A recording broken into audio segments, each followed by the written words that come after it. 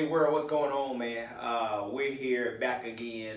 Another spotlight of the week. We love spotlight people because again, what we do is not about us. It's about the people that we can help.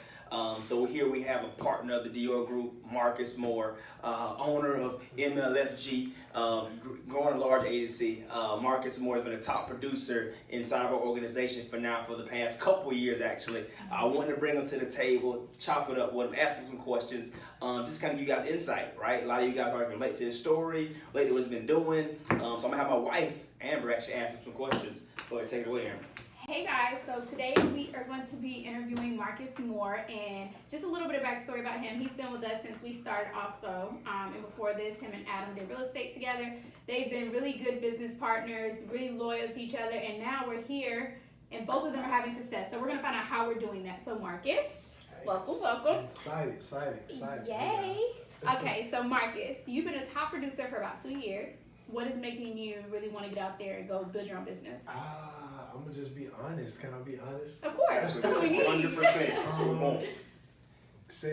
Running sales is good. Okay. It's cool, but you get tired, right? Mm-hmm. You want to spend that time with your family. You want to spend that time with your friends. Mm-hmm. I got nieces and nephews, right? Of course. And you just want to be able to allocate that time to your friends and family, and not be so worried about, oh, I need to be selling, or I don't want my income to drop because I'm not in the field, right? From just listening to you guys, like Adam's always had the mindset of being a builder. Mm-hmm. So for me, he doesn't have to worry about, hey, look, if I have a good week or not, right? Because he knows he has a team that somebody's gonna have a good week. So Mm-hmm. that kind of what got me into my frame of it, and I think it really hit home this year with COVID-19. Okay. Me, kind of being leery of even going out selling and seeing, hey, look, my income's kind of dropping because, I'm not out going selling and stuff like that. Okay. And I do want you guys to know Marcus is very humble. He is a great seller. He puts up numbers every single week. But now, like you heard him say, it's stability. I think it's knowing that you will have something coming in, whether it's on you or not. In your opinion, what are the 2 reasons people don't want to join this industry? Fear. Fear, okay. Fear. I need you to elaborate on that one. That was a good one. And I'm gonna be honest. Okay. I gotta be honest. People think it's a pyramid scheme. Okay. Right. And Let's talk about it. And I think, I'm not gonna drop any names, but us a few years when me and Adam were kind of trying to figure things out, we were like, hey, look, we know we need to be entrepreneurs. We just don't know what lane we need to be in. And we got into, I guess, a pyramid scheme. And a lot of people have this bad perception of a pyramid scheme. And we learned a lot from that industry. A lot of those tactics and best practices we got from them we use now with Equus. And Equus isn't a pyramid scheme at all. You can literally go out and be a personal producer and make as much money as you want to, and we're not going to hound you on building. Prime example, myself, Adam never told me, hey, you need to go build. Him being my friend, he was like, hey, look, I think you should think about it, but it was never, hey, look, I'm not going to fool with you if you don't build, or my income's going to stop if you don't build. So it's not a pyramid scheme at all. And to be honest, a lot of 9-to-5s are the true pyramid scheme. Correct. And that's what I wanted to elaborate on. Will you elaborate on that, please? 100%. Pyramid schemes. People, I don't even know. I just really don't know the definition of pyramid scheme. I know they multi-level marketing is what is big in the industry now. And this industry is totally different from any kind of natural MLM business, based on the fact of a couple things. Thing number one, you got to get your license to do it. You ain't hiring no Joe off the street. They got a pulse, right? They got to be professional. They got to pass a test. In this business, when MLM Industries is, I get paid for signing somebody up, right? In this industry, I don't get paid for signing anybody up, right? They don't get their license. They don't go out there and make money. I don't get anything, right? So essentially, they have to make money in order for you to make money. Exactly. So it's truly helping. I think that's the difference. You hit it on the head. That's the difference, because in those pyramid schemes, all I gotta do is sign you up and get paid. Versus if you don't make $1, I don't make a dime.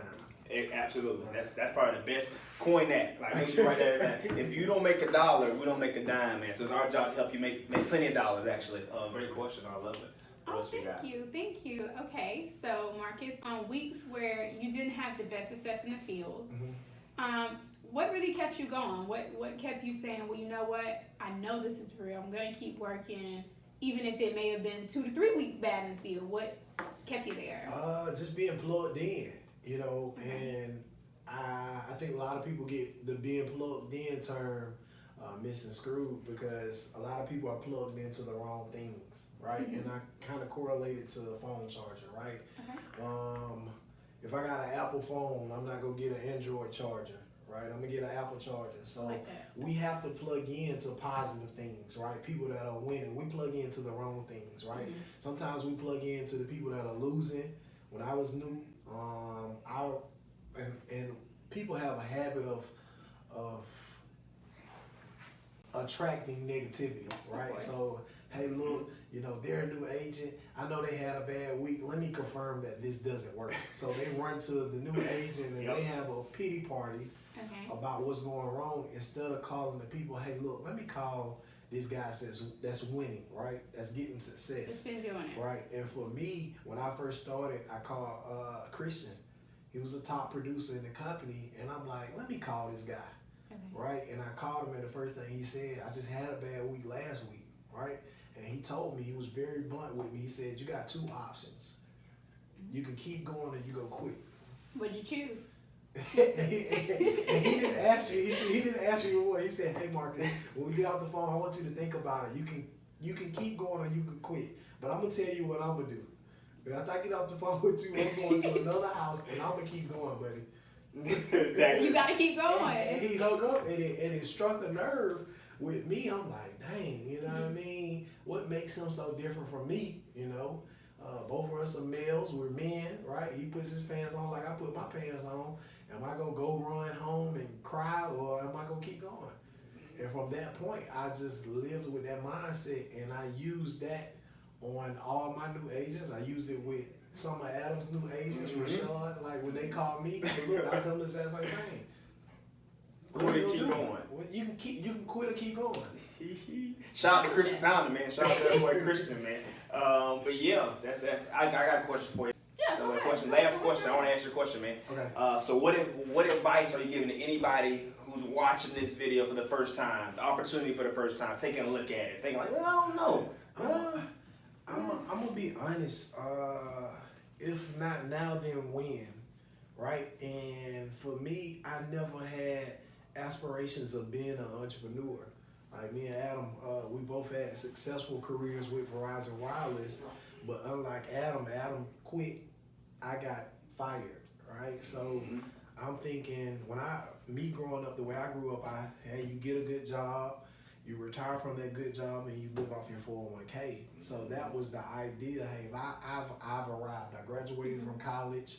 You know, I got a good job with Verizon, and when that income was stripped from me, I panicked, right? But I remember that feeling every day that I get up and I work my business, right? And I remember people saying, hey, look, don't let $60,000 a year stop you from making $60,000 a month. And for me, I just thought that was impossible until I actually saw it here at Equus. And it's not all about the money, it's about the person that you become on the way to get the money. I like that. Right? So one thing that stuck with me, I remember that feeling. I remember being stripped of that income with Verizon, not being able to go home and give my parents the same gifts I got them last year, you know, not playing Santa Claus, not giving, not providing, not being able to live the lifestyle that I knew I deserved. So I'm like, I can go get another job, right? But if I go get another job, this can potentially happen again. Equus is home for me. I know I'm not gonna get fired from this unless I fire myself, and that's not gonna happen. 100%. 100%. I know I said it was the last question, but I want you to touch on something one more. You said something when you just said, not about the money. It's about the person you become on the way to the money, right? You've been in the business about 2.5 years now, so the transition for you. Who have you become from the Marcus who started 2 years ago to the Marcus that's at 2.5 years in terms of working for himself, being in business by himself? What characteristic traits have you acquired that's going to help you get to the money? It's not about you, right? It's not about you. It's about not only our clients but our agents, right? You can't be selfish in this business, right? Because if you're selfish, you're gonna lose, right? So if we going out and our goal is to help clients, I shouldn't be worried about how much money I'm gonna make off this client, or I want to sell this particular product because I make more money off of this product. It's not about that. It's about me genuinely sitting down with a client and helping the client. From the agent standpoint, I realize, hey, look, it's people out here that are hungry, right? People that are making a lot of money and they're broke on time, or people that aren't making a lot of money and they're broke on money, right? And we can't be selfish to not present them with an opportunity. And I think, Adam, you say it all the time, I don't want to go to my grave and be like, man, I saw that person struggle all these years financially. They got kids, they got a wife, just suffering, working that 9 to 5, and I never presented them with the opportunity. Once I present you with the opportunity, the burden is no longer on me. It's on you, but you can't say, hey, look, he never presented me with the opportunity. So I think that's huge, and that's when the light bulb clicked for me, and I realized, hey, look, the most selfish thing you can do is to be selfless. Come on, man, explain it to me. So the most selfish Break it down for me a little bit. Break it down one more time. He's a pastor guy. He's pasting here. Pastor Mark, come on. So basically, like, and I heard this, I can't remember the quote. I think it may have been T.D. Jakes or something like that, but it really clicked for me. The most selfish thing you can do is help other people, because it's going to, in return, come back to you. That karma, and I'm not sure if a lot of people believe in karma, but that karma is going to come back to you. If I help you, all that stuff I'm putting out is in return is going to come back to me.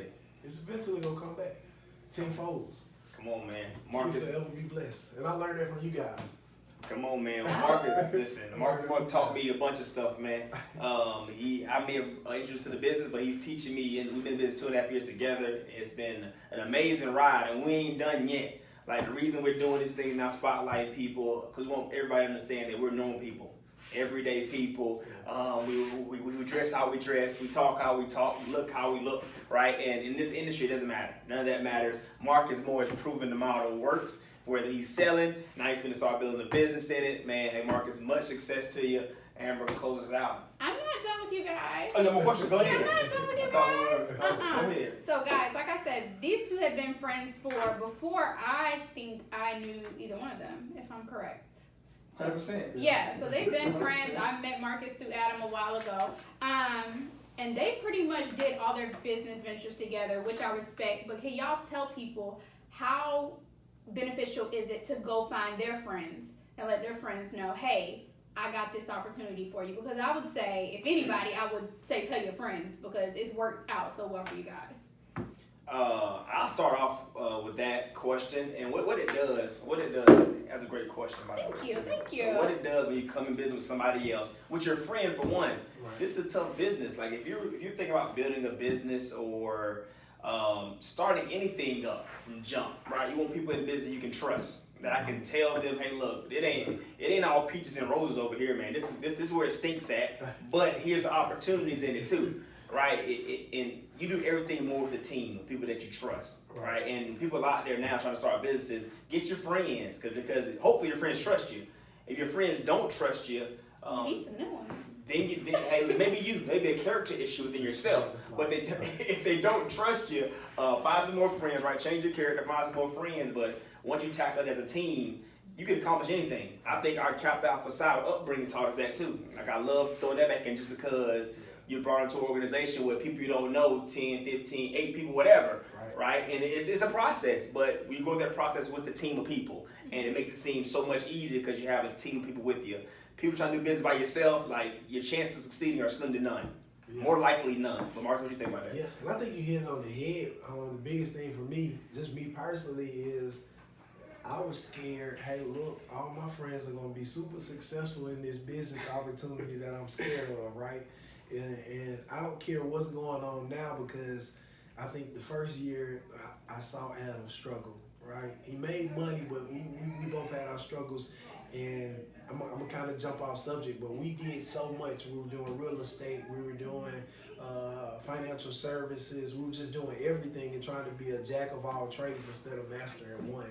And I think a lot of times people get this perception, oh yeah, you need several streams of income. That's after you mastered that first stream. Then you venture off and do the other streams of income. But my biggest fear was Adam presented me with this opportunity, and 5-10 years from now, I see him on the Forbes magazine because he's blowing and he's stuck with it. So I'm like, as long as he's waking up every day, going to do it, I'm chasing him, waking up going to do it. If he makes the Forbes magazine in 2023, I'll be there in 2024, right? Yeah, so that was it for me. I like it.